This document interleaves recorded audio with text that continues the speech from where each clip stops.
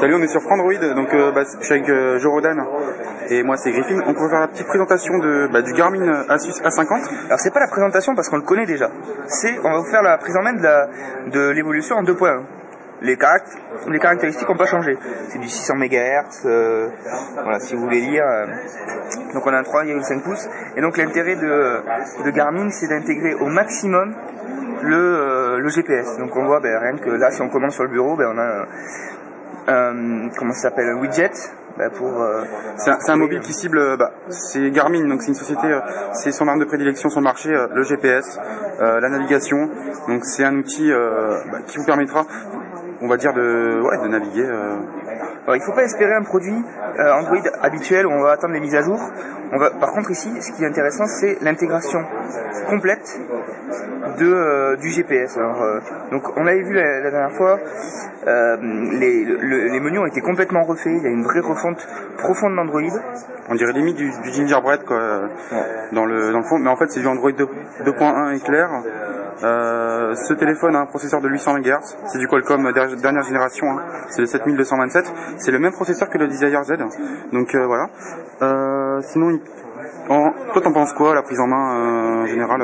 C'est assez fluide, c'est pas non plus une foudre de guerre, mais ce qu'on peut voir c'est que on reconnaît ceux qui ont déjà un GPS Garmin habituel, un nomade, on reconnaît le soft, on reconnaît les icônes, on reconnaît, donc ça peut être intéressant pour les gens qui aiment les produits Garmin et qui sont pas forcément qui veulent pas forcément avoir un mobile et un GPS. Alors, l'année dernière, on a vu l'explication que la puce GPS embarquée à l'intérieur du téléphone et pas de la GPS, donc théoriquement c'est une puce mobile de GPS et pas une puce aussi simple que ce qu'on peut retrouver dans les...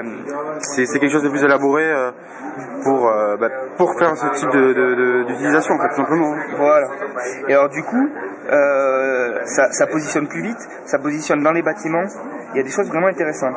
Et bon, comme on voit, on peut retrouver des choses habituelles. Alors l'année dernière, si mes souvenirs sont bons, il y avait une petite frise ici d'icônes qui n'y est plus.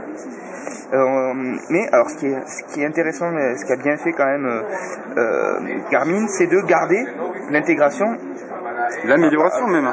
On a une évolution de l'interface. Non, c'est pas ça que je voulais dire. C'est qu'on garde, mais par exemple la navigation. Ouais. On est dans un logiciel, un GPS.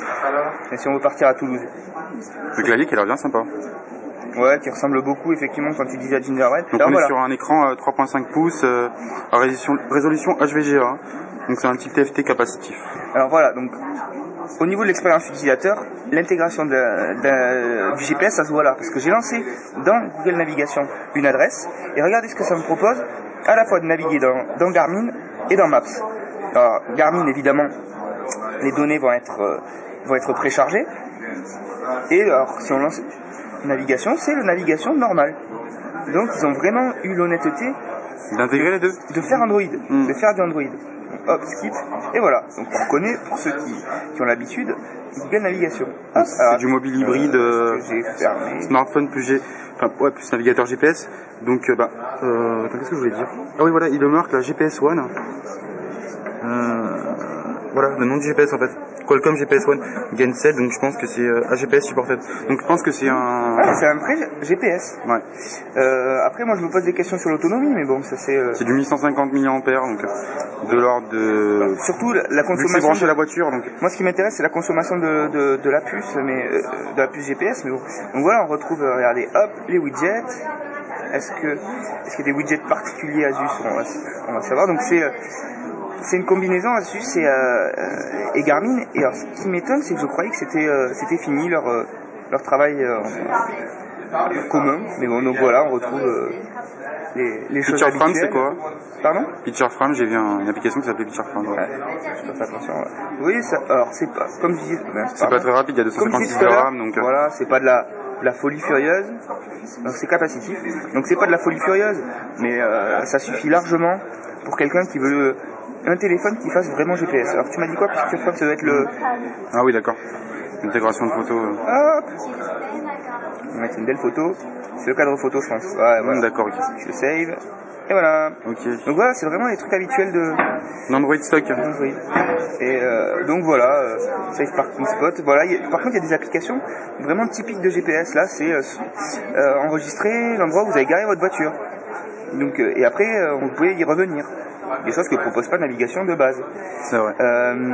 Qu'est-ce qu'il y a Flight Statue, voilà. Voilà, comment retrouver l'aéroport le plus proche.